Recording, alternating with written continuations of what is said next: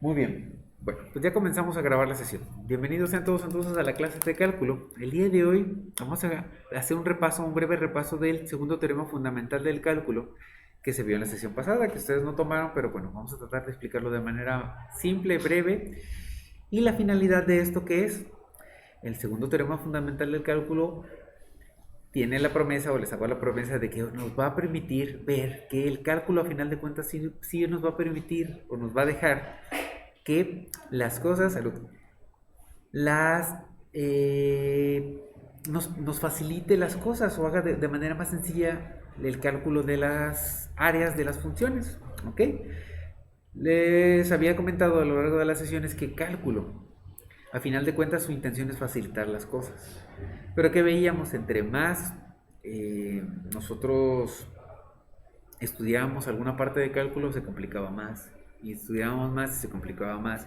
Lo último que vimos es el método de sustitución. Y creo que sí nos causó mucha confusión a todos, ¿no? Entonces yo creo que lo que esperaban llegar ahora a ver pues sería algo mucho más complicado.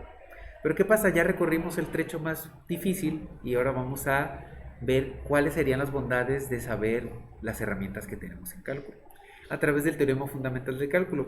¿Ok? Entonces, vamos a ver como primera parte eso y después vamos a ver una aplicación de las integrales que nos va a permitir medir distancias. La primera aplicación que veremos, que es el segundo teorema fundamental del cálculo, es obtener una integral, obtener el área exacta de una curva de una función a través de una integral. Y la segunda aplicación nos va a permitir medir una función. La idea es que entendamos lo básico de cómo medir la curva de una función y una vez que entendamos lo básico de cómo medir la curva de una función, la siguiente semana hagamos una práctica en equipos, ¿ok? De equipos de 3 o de 4 personas a lo mucho, donde sea una segunda parte de su evaluación. Lunes presentamos examen y cuando se presenten ustedes a presencial vamos a hacer la práctica que vamos a hacer ahorita aquí en el salón. Esta práctica que vamos a hacer aquí en el salón consiste en medir la longitud de una curva a través de integrales. Medimos la longitud de la curva a través de integrales, después la medimos en físico. Si su medición se aproxima, de su cálculo se aproxima a la medición real, pues consideren que ya tienen su día seguro en su evaluación. ¿Ok? Hay que presentar las actividades en su evaluación. Si les fue bien en la evaluación del lunes, que el resultado se los debería entregar de manera automática al terminar su evaluación, se puede presentar aquí pues, con la idea de que puedan mejorar su calificación. ¿Va? ¿Ok? Entonces, hagamos el repaso rápido, veamos en qué consiste la otra aplicación del cálculo y una vez que tengamos eso, nos demos una idea de qué es lo que podemos hacer o qué es lo que vamos a hacer en la práctica de la siguiente semana. ¿De acuerdo? ¿Sí? ¿No? Ok, bueno, vamos entonces a hacer un repaso breve y rápido de lo que se vio el día de ayer con este teorema fundamental del cálculo. Okay. Teorema fundamental del cálculo se divide en dos partes. La primera parte, de la primera parte ya hemos hablado mucho en la clase. La primera parte nos dice que las derivadas y las integrales son procesos, ¿cómo los conocemos? ¿Qué relación tienen derivadas e integrales?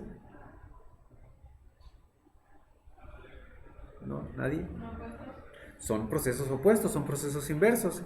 Y eso es lo que nos dice aquí el primer teorema fundamental del cálculo. El primer teorema fundamental del cálculo me dice que si yo tengo una función, en este caso pudiera ser esta función de aquí, y la función le aplico una integral, y al resultado de eso le aplico una derivada, la derivada va a deshacer la integral y va a regresarme a la función original. Lo habíamos visto de la manera en la que tenemos aquí. Yo tengo una función, le aplico las reglas de antiderivación. ¿Qué obtengo al una función aplicar las reglas de antiderivación? La antiderivada de la función más una constante c. Ahora, si a esta antiderivada le aplico la derivada, al resultado este le aplico la derivada, ¿qué voy a tener? La derivada de una constante siempre va a ser 0. La derivada de la antiderivada pues va a deshacer la antiderivación que tuvimos y vamos a regresar a la función original. ¿Sí? Ese es el primer teorema fundamental del cálculo. Este teorema se divide en dos partes, la primera parte y la segunda parte. El segundo teorema fundamental del cálculo, ¿de qué trata? Trata de encontrar el área exacta bajo la curva de una función a través de una integral. ¿Y cómo es que lo hace? Bueno, ¿qué nos dice? Es este renglón de aquí. Nos dice que el área exacta de la curva de una función va a ser igual a la integral evaluada desde un extremo b a un extremo a de la función. ¿Y eso cómo lo podemos calcular? Lo podemos calcular evaluando la antiderivada en el extremo superior b y restándole la evaluación de la antiderivada en el extremo inferior a. ¿Ok? Sonará un poco confuso, espero que con la explicación que ya está grabada les pudiera disipar un poquito la duda. ¿Pero de qué va? Vamos a hacer esto en dos pasos para encontrar el área exacta bajo la curva de una función. ¿Ok? Primero encontramos la antiderivada de la función y luego evaluamos la antiderivada en b, evaluamos la antiderivada en a y la restamos. ¿Va? Encontramos antiderivada, evaluamos en a, evaluamos en b y restamos. Vamos a hacer esto a través de un ejercicio de un ejemplo. ¿Ok? Muy bien. ¿Hasta aquí alguna duda que tengan? Hablamos entonces del teorema fundamental del cálculo, tiene dos. La primera es las derivadas y las antiderivadas son funciones inversas. La segunda nos permite calcular el área exacta bajo la curva de una función. ¿Y cómo se hace esto? ¿Ok? Vamos a hacerlo con el ejemplo más sencillo que podamos nosotros representar ahorita. ¿Se acuerdan de esta función f de x igual a x al cuadrado? ¿Sí? ¿Cómo se dibuja la función? Si yo tengo un plano cartesiano y dibujo la función x al cuadrado, pues voy a encontrar algo como así. Empieza aquí en 0, empieza a subir y empieza a crecer como yéndose muy a infinito, crece muy rápido, ¿cierto? Esta es la gráfica de f de x igual a x al cuadrado. Ahora, cuando nosotros queremos encontrar el área bajo la curva de una función, ocupamos delimitarla entre una parte a y una parte b, ¿sí? O entre un límite superior b y un límite inferior a. Entonces vamos ahorita a calcular el área entre 0 en x y 4 en x. Quiere decir que desde que valga 0, este es el eje de las x, este es el eje de las y, hasta que valga 4, voy a calcular el área bajo la curva de esta función, que sería esta parte que estoy iluminando aquí. Hasta antes de ver este teorema, habíamos hecho esto de alguna manera. ¿Se acuerdan cómo? ¿Cómo calculábamos el área bajo la curva de esta función? Con la suma de Riemann. En la suma de Riemann, ¿qué es lo que hacíamos? Dividíamos en rectángulos el área, calculábamos las bases, las alturas, multiplicábamos bases por alturas de cada rectángulo, sumábamos todos y nos daba un área. Esta área que nos daba era el área exacta bajo la curva de la función. Es una aproximación, nos faltaban esos cachitos que estaban arriba o nos sobraban algunos cachitos dependiendo de la manera en que lo hiciéramos. ¿Ok? Lo que nos dice el teorema fundamental del cálculo, la segunda parte, es que nos va a permitir encontrar el área exacta de la función y vamos a ver si cumple la promesa de que va a hacerlo de manera más simple. ¿Ok? ¿Qué es lo que necesitamos hacer? El primer paso es encontrar la antiderivada. ¿Ok? Para encontrar la antiderivada es la función f de x mayúscula. Si yo tengo una función, ¿ok? Y esta función le aplico las reglas de antiderivación a través de la derivada, de la integral, voy a encontrar la antiderivada de la función. ¿Ok? Entonces, en lugar de la función esta, lo que voy a hacer es integrar lo que equivale a la función. En este caso, la función es x al cuadrado de x. ¿Va? Sustituyo entonces la función por x al cuadrado. ¿Qué es lo que tengo? ¿Cómo puedo integrar esta función? Tenemos una regla. ¿Se acuerdan de cuál es la regla para integrar la x al cuadrado?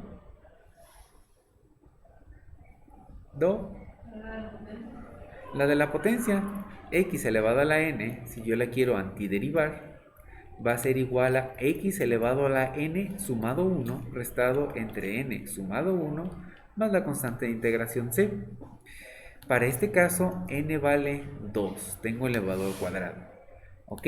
Si n vale 2, voy a tener aquí la integral como x a la n vale 2 sumado 1 entre 2 sumado 1 más la constante de integración c. Esto me va a permitir tener que, si yo simplifico los exponentes, voy a tener que es x a la 2 más 1 es 3, entre 2 más 1 es 3 más la constante de integración c. Este es la antiderivada de la función. Y la encontré de manera simple, bueno, con una regla que ya conocía. Ok, y ese es el primer paso, encontrar la antiderivada. Okay, ya encontré la antiderivada. Ya que encontré la antiderivada, ¿qué es lo que puedo hacer? ¿O qué es lo que tengo que hacer? Si nos vamos al segundo teorema fundamental del cálculo, nos dice que una vez que tengamos eso, vamos a evaluar la antiderivada en A y en B y a restarlas. ¿Ok? Entonces, vamos a evaluar los extremos.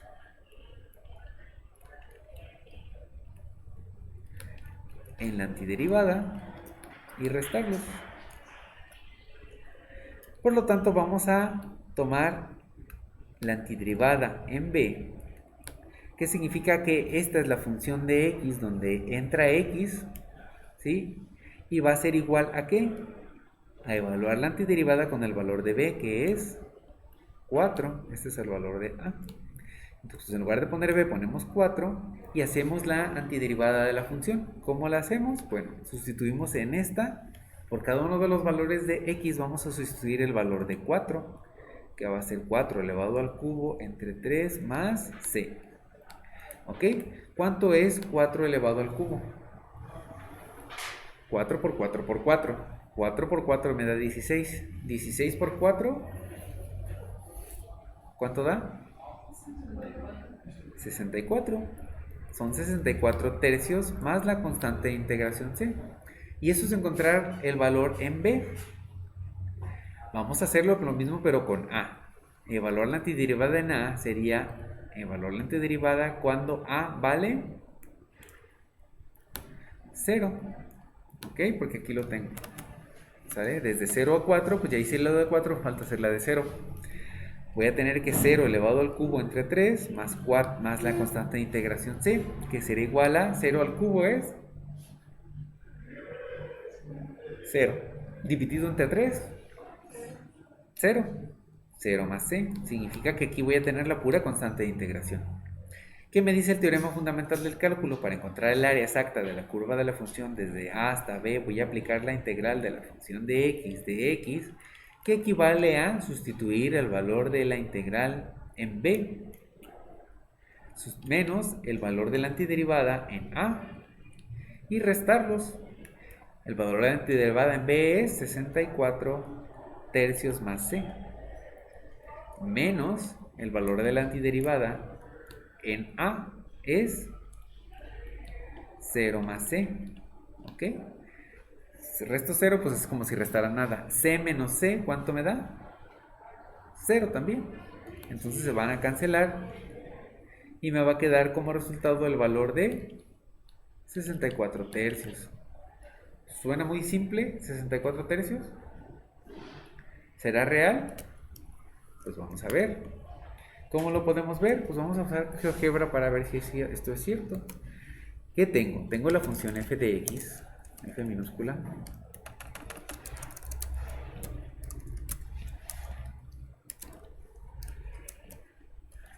f de x, que es igual a x elevada al cuadrado. ¿Ok? Ahí está dibujada, la conocemos.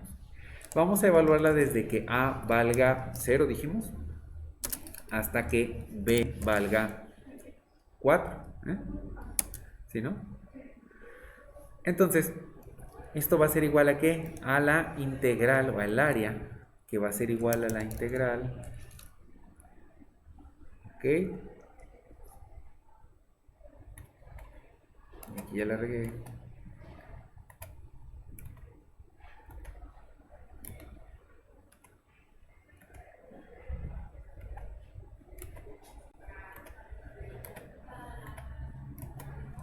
Que el área va a ser igual a la integral de la función f de x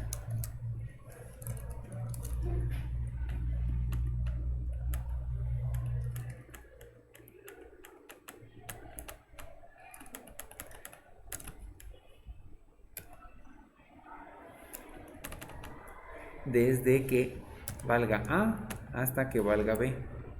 Ok, si damos Enter, nos pinta ahí la integral y nos da que el valor exacto del área es de 21.33. ¿Cuánto es 64 entre 3?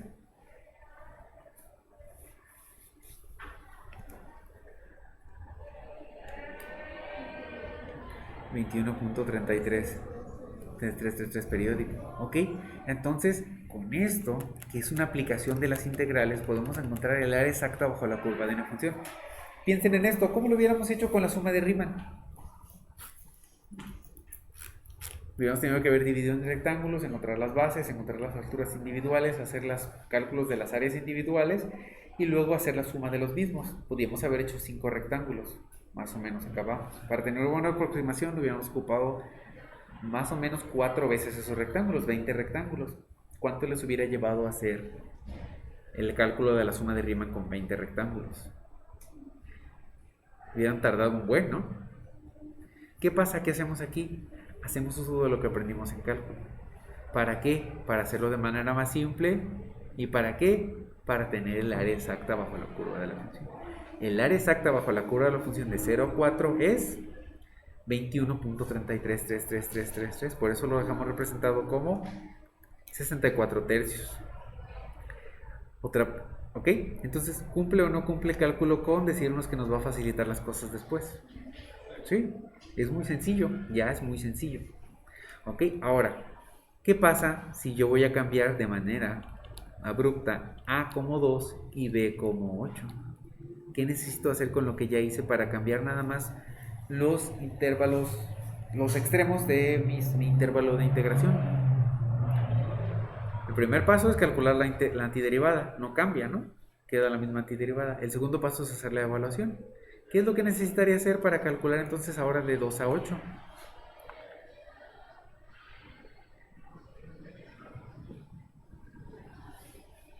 Cambiar que las evaluaciones donde estoy sustituyendo la integral en la antiderivada. Quiere decir que voy a cambiar el valor de A y de B en estas ecuaciones. Vamos a hacerlo así de manera rápida para que veamos que también tiene una ventaja de representar todo con funciones. En este caso, vamos a cambiar el valor del extremo superior. En lugar de que sea 4 va a ser 8. ¿Ok? Y el valor inferior, en lugar de ser A, que sea 0, vamos a ponerlo como el valor de 2. Bueno, aquí vamos a ver acá. Como el valor de 2. Y cambiamos ¿qué? Nada más cambiamos donde estamos evaluando las integrales. Que sería, en lugar de poner 4, ponemos 8. 8 al cubo, ¿cuánto me da? 8 por 8 por 8. 8 por 8, 64. 64 por 8. 64 por 8 me da 4 por 8 son 32, 6 por 8 48, lo sumo son 2, 8 y 3 11, se lleva 1, 5, 4 y 1 son 5, 512. 512 entre 3. Evaluamos en la antiderivada en 2, que sería 2 elevado al cubo. 2 elevado al cubo es 2 por 2, 4 por 2, 8. ¿Sí? 8 tercios. 8 tercios va a ser entonces la antiderivada de la función. Y restamos entonces el valor de B al valor de A, que son 512 más, bueno, menos la suma de 8 tercios. C con C se cancela. Me va a quedar entonces 512 tercios menos 8 tercios. ¿Sí? ¿Duda con eso hasta ahí? 512 tercios menos 8 tercios, ¿cuántos me dan? A 512 le resto 8. 504 tercios. ¿504 tercios tiene algún número exacto? 168. Ok, ¿será verdad o no? Pues otra vez, vámonos a GeoGebra. Vamos a integrar entonces desde 2 hasta 8. 168. Y lo hicimos a través de la evaluación de la integral, cambiando nada más los extremos superior e inferior. ¿Ok? Y para eso se utiliza el segundo teorema fundamental del cálculo. Es una aplicación de las integrales para poder calcular el área exacto bajo la curva de una función, ¿ok? A través de la integral. ¿Va? ¿Dudas con esto? ¿No? Ok, otra aplicación de la integral que nosotros vamos a ver tiene que ver, se me cargó, con encontrar la longitud de una curva. Entonces las integrales, además de ayudarnos a calcular el área bajo la curva de una función, nos va a permitir también calcular longitudes o medir distancias, como lo queramos ver. ¿Ok? La distancia sobre la curva de una función. En específico, nosotros vamos a ver de una curva en particular que se llama la catenaria. ¿Alguien ha escuchado qué es la catenaria? ¿No? ¿Nunca han escuchado la palabra catenaria? ¿A qué le suena la palabra catenaria? ¿A un código de barras que trae México en el pecho? No. ¿A qué le suena la palabra catenaria? Allá atrás, alguien que guste participar forzosamente. ¿No? ¿A qué le sonaba? Por ahí escuché una palabra. A cadena. ¿Sí? Viene de catena, que es cadena. ¿Ok? La catenaria es la curva que describe de manera... Es una curva, o es la función de una curva que describe cómo cuelga una cadena suspendida sin peso. ¿Ok? Y este ejemplo lo vamos a ver ahorita de manera... pues de manera física. ¿Ok? Imagínense que tengo una cuerda. ¿Ok? Lo voy a poner aquí así y ahorita lo hacemos más grande para que se vea ahí en la pantalla. ¿No se ve en la pantalla? Sí, se ve en la pantalla. ¿Ok? Tengo una cuerda suspendida de los extremos, de dos extremos.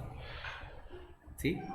Entonces, si esta cuerda suspendida de los extremos, en este instante yo acerco mis manos, ¿qué forma va a tener? Una como una U, ¿no? Y todos estamos acostumbrados a ver esta forma, porque en todos lados la vemos. Si yo lo empiezo a acercar, se parece a lo mejor a como están los mecates en los que colgamos la ropa de nuestra casa, o los postes de la comisión, o los cables de teléfono, los cables de megacable, ¿ok? Cualquier cable que cuelgue sin un peso que esté cargando, va a tomar esta forma. Y si yo acerco más, se va a abrir más, se va a abrir menos, ¿ok? Pero la forma para nosotros es muy común, ¿sí? Voy a abrirla un poquito más, ¿ok? Ya en el video no se va a ver, pero aquí vemos cómo se empieza a tomar la misma forma, la misma medida.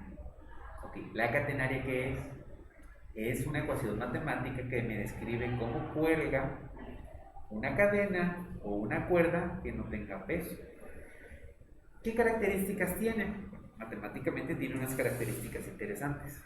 ¿Sí? Es fácil de derivar, es fácil de representar matemáticamente, y si es fácil de derivar va a ser fácil de integrar. Entonces, por eso vamos a poderla nosotros utilizar para hacer la práctica que viene. Pero en el mundo, ¿qué aplicaciones o dónde podemos encontrar la catenaria? Ok, la catenaria la podemos encontrar en obras arquitectónicas, por ejemplo, en un puente. ¿Alcanzan a ver ahí alguna curva que se parezca a la catenaria en el puente? Sí, aquí la podemos ver.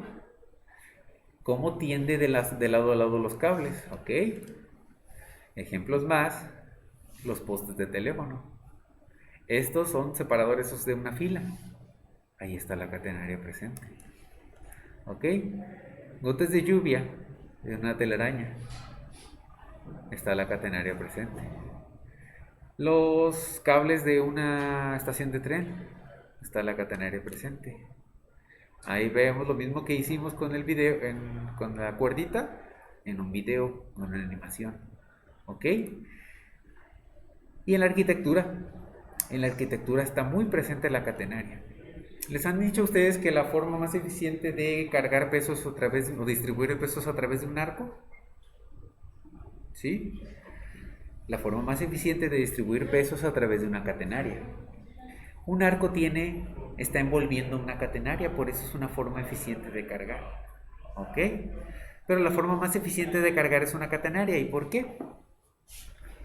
Si yo tomo esta cuerda y la dejo caer, la tensión de la cuerda se va a distribuir de manera uniforme a lo largo de toda la cuerda. ¿Ok?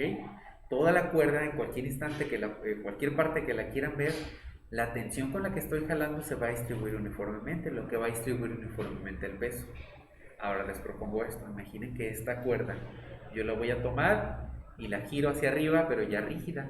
Voy a formar un arco como el que tenemos aquí.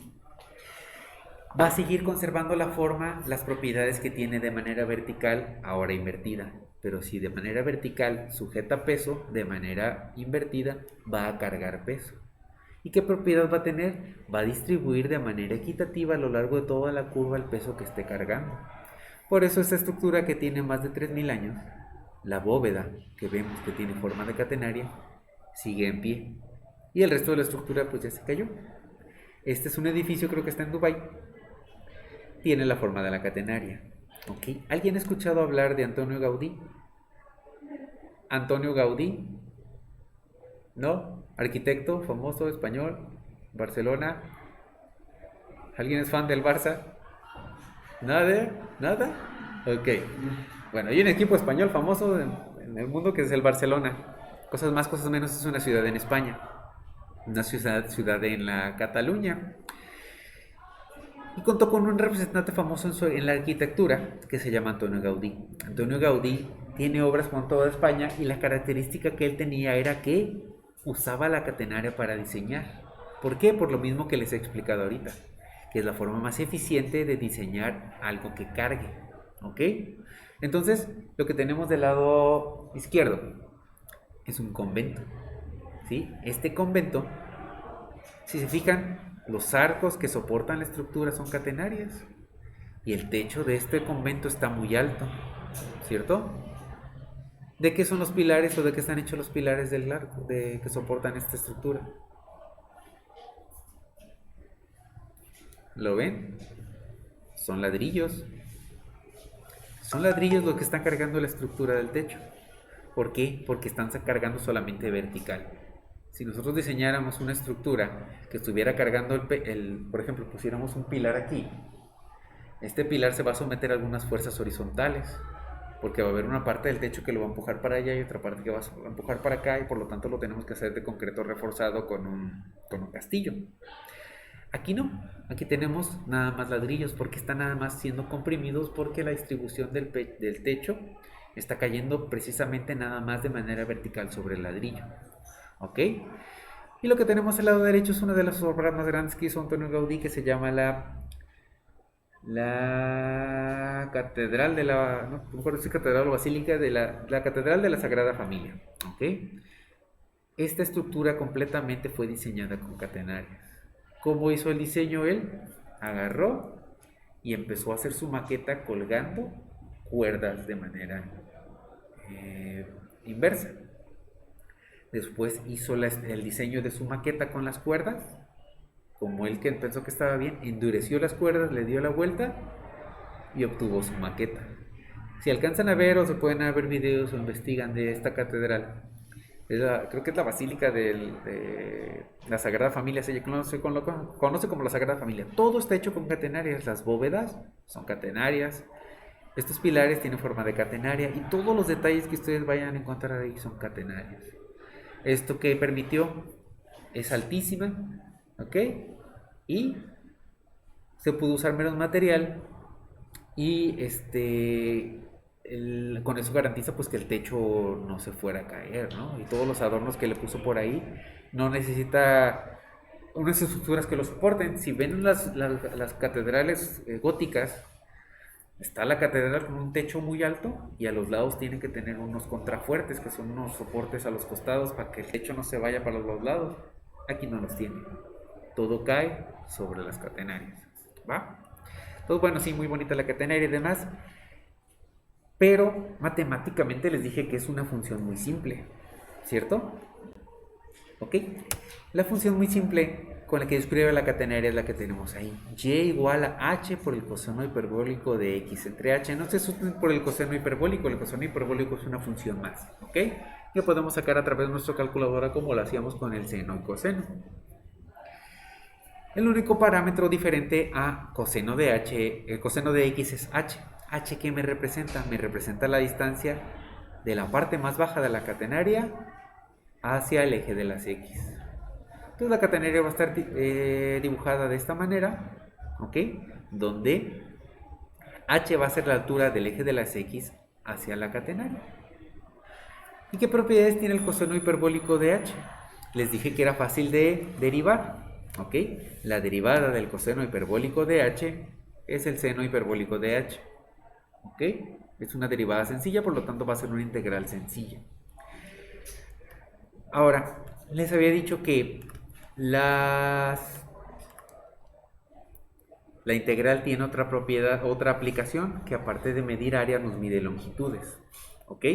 Cálculos más, cálculos menos, la manera de calcular la longitud de cualquier curva es a través de la fórmula que tengo aquí abajo, ¿ok?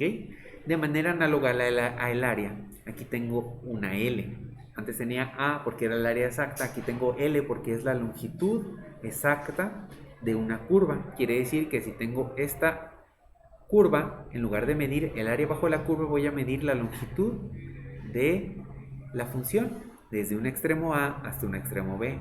Lo hago a través de la integral de A a B, de lo que tenga dentro de la integral, que es la raíz de 1 más la derivada de la función elevada al cuadrado, y ya cerramos con dx, ¿ok?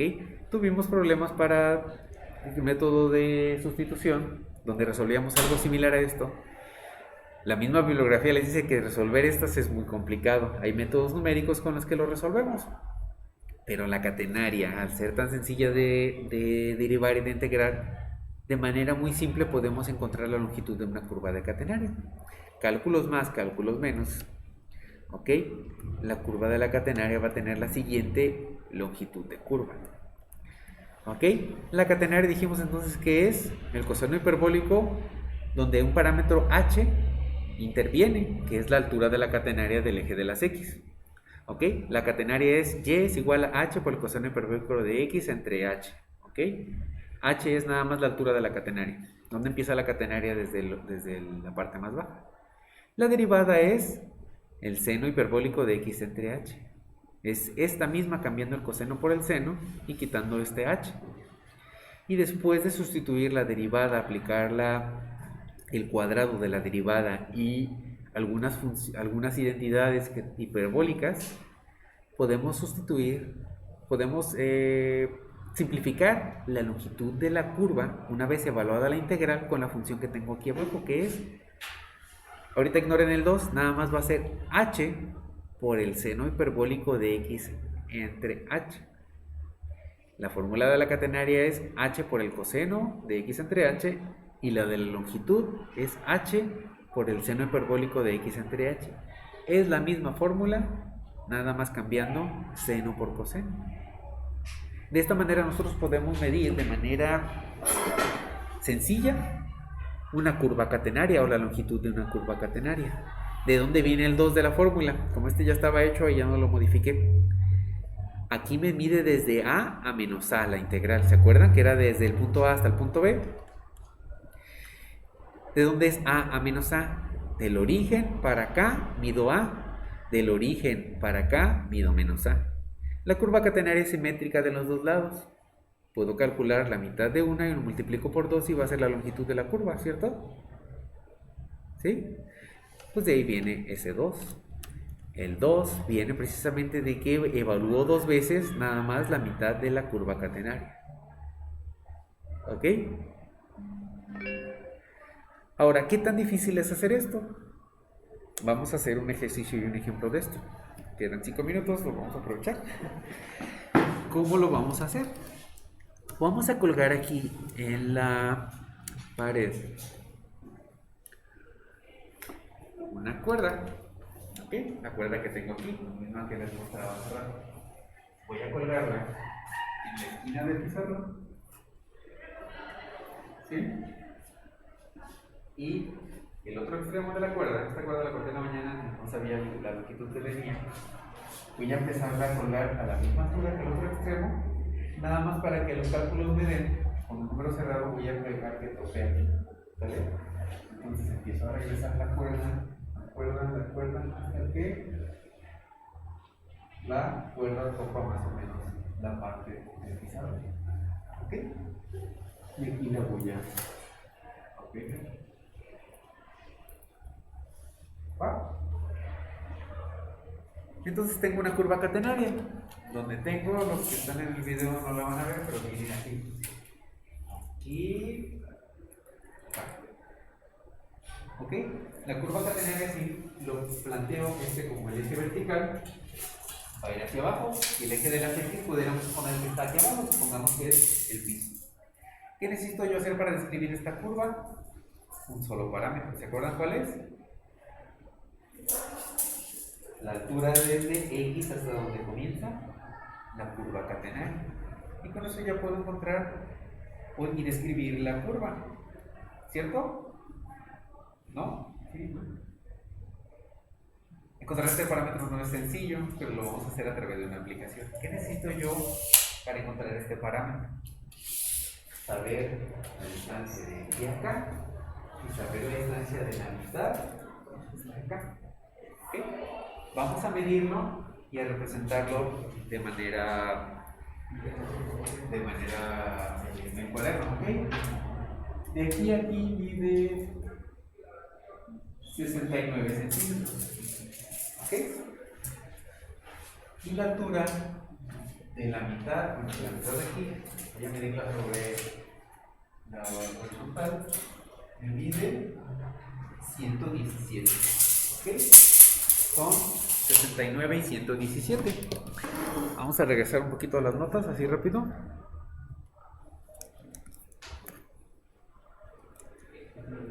Ok. Tenemos entonces el eje horizontal, el eje vertical, y aquí tengo la curva catenaria. Medimos de aquí a acá 69 centímetros. De aquí a acá, ¿qué dije? 117 centímetros. ¿Ok? Este de aquí le vamos a nombrar el claro. ¿Ok? Y este le vamos a llamar la flecha. ¿Sí? ¿Qué me queda encontrar? Este parámetro. La catenaria va a estar descrita por el parámetro h, por el coseno hiperbólico de x dividido entre h. Y la longitud de la catenaria va a ser 2 veces h por el seno hiperbólico de x entre h, evaluado desde 0 hasta, bueno, b, digamos que aquí es a, aquí va a ser 0. Ok, voy a poner aquí como el extremo inferior a, el extremo superior b, y aquí 0. ¿Sí? Esta es la longitud. Vamos a calcular el parámetro h, que yo no desconozco cuál es, pero con una aplicación aquí de GeoGebra, si ya lo habíamos calculado aquí, ya lo teníamos calculado, voy a meter los dos parámetros aquí. ¿Ok? Voy a meter la mitad del claro. El claro mide 69 centímetros entre 2. Me da 34.5. Ya los había metido aquí de la clase anterior. Y la flecha mide 117 centímetros. ¿Ok? Entonces el punto donde convergen estos dos valores es el punto G. Y me da un valor de 10.96. ¿Ok? Esto lo calcula una resolución de ecuaciones de manera gráfica. Entonces H para esta catenaria es 10.96. ¿Qué quiere decir ese 10.96? 10.96 centímetros. En la parte más baja de la catenaria a 10 centímetros, 10.96 centímetros, aquí se va a ubicar el eje de las X. ¿Okay? Aquí está el eje de las X. ¿Qué quiere decir? Regresamos a las cuentas para encontrar la longitud de esta catenaria. Voy a sustituir el valor de h, 10.96 centímetros, multiplicado por el seno hiperbólico de el valor de b, que es el extremo superior, que es la mitad del vano, de aquí a acá son 34.5 centímetros. Ok, 34.5 centímetros dividido entre el parámetro h, que otra vez es 10.96. Y esto me va a dar la longitud de la catenaria. Vamos a hacerlo entonces en la calculadora. Ok, es 2 por 10.96 multiplicado por el seno hiperbólico de 34.96. Bueno, pues es la misma que tengo aquí arriba, ¿no? ¿Sí? Damos enter y me da 254.7 254.7 centímetros. ¿Ok? Ahora vamos a ver si esto es cierto. ¿Qué es lo que vamos a hacer? Ok, vamos a descolgar la cuerda y vamos a medir. ¿Alguien que me eche la mano para medir?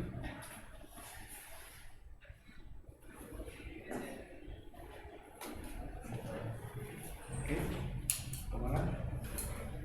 Toma el extremo de la cuerda. Voy a poner aquí y para acá para que se vea la cuerda. Nada más. Estírale, estírale. Ok. Ok. Dale más, dale más. ¿Cuánto le calculan que mide ahí? 261 y medio. 261 y medio. ¿Ok? ¿Qué tenemos? Una aproximación. ¿Por qué? Porque mis métodos de medición pues están, que creo que ustedes más que de construcción saben que no fueron los mejores, ¿cierto? Pero tenemos una aproximación bastante adecuada a el valor que me dan los cálculos. Esto que acabamos de hacer aquí es lo que vamos a hacer en la práctica la siguiente semana. Lunes presentan el examen, depende cómo les vaya, si quieren mejorar calificación, si les mejoraron el examen, se vienen en equipos de 3. Ok, en equipos de 3 vamos a hacer esta práctica. Se van a traer una hilaza, ok, cuando menos unos 6 metros de hilaza. Entre más larga sea la curva, vamos a tener un menor error de medición, por lo tanto vamos a tener un valor más exacto. Pues como unos 6 metros de hilaza, un flexómetro y tráiganse cinta para pegar. Nos vamos a ir acá afuera y yo les voy a decir, tú vienes de esta pared a la misma altura de la otra pared, colgamos la catenaria, miden, hacen sus cálculos, me presentan sus cálculos. Una vez que tengan sus cálculos hechos, descolgamos y medimos. Y vemos qué tan exacto fue o no fue el valor que ustedes calcularon. Si queda muy próximo, 5 o 10% próximo al valor, asegúrense 10 de calificación. ¿Sí? Si no, pues trabajamos con el número para que lo vayan mejorando y puedan pues, rescatar ahí lo que se pueda. ¿Va? Si les va bien en el examen, vienen, toman esto, toman puntos extra. Si reprueban el examen, la calificación que saquen de evaluar esto va a ser la calificación que va a sustituir a su calificación del examen. ¿Dudas o preguntas? ¿Se ve difícil de hacer? ¿No? Es una aplicación de las integrales que nos permite medir la distancia, ¿ok?, de una curva o de una función. ¿Va? Entonces de mi parte sería todo, chicos, y aquí damos pausa al video. Nos espero en la siguiente clase.